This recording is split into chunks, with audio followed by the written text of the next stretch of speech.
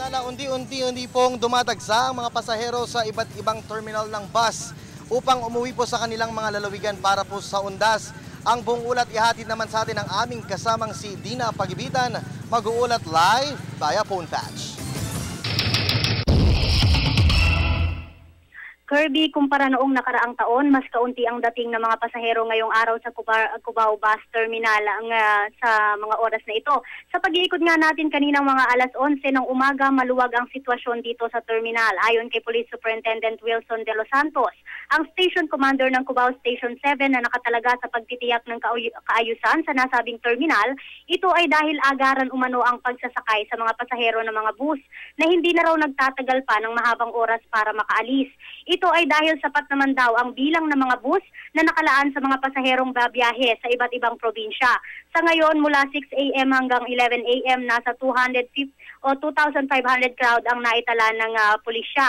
Tulad ng dati, mahigpit na inspeksyon sa mga bagahe bago pumasok ng terminal ang ipinatutupad. Naka-standby rin, Kirby, ang K9 units ng PIDEA, pati na rin ang mga tauhan ng Philippine Red Cross upang umantabay naman sa mga may sakit nating kababayan.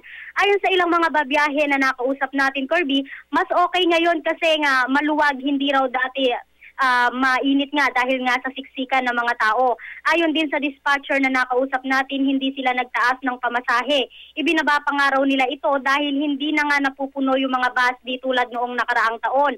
Hindi rin daw nila inaasahang dodoble ang bilang nito mamayang gabi kung saan tapos na nga ang trabaho ng ating mga kababayan. So far, ayon sa pulisya, wala pang report ng mga insidente ng pagnanakaw o anumang gulo. Ipinagbabawal pa rin ang mga alak, baril, matutulis na bagay at payo rin ng pulisya. Huwag nang magdala ng sobrang daming gamit kung hindi naman kailangan. Patuloy natin nga antabayanan ang pagdating ng mga kababayan nating pauwi ng kani-kanilang lalawigan dito sa Cubao Bus Terminal. At yan muna ang huling ulat mula dito sa Araneta Bus Terminal para sa Telebisyon ng Bayan. Ako si Dina Pagibitan.